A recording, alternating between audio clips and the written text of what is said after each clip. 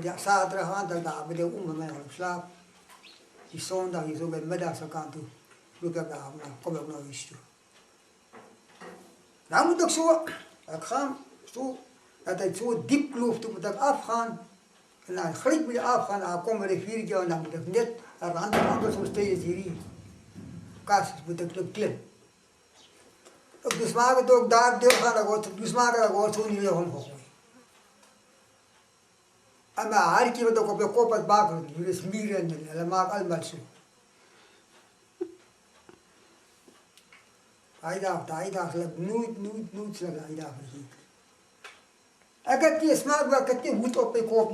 Ik voel het maar, het maakt smaak, het kriebel allemaal zo.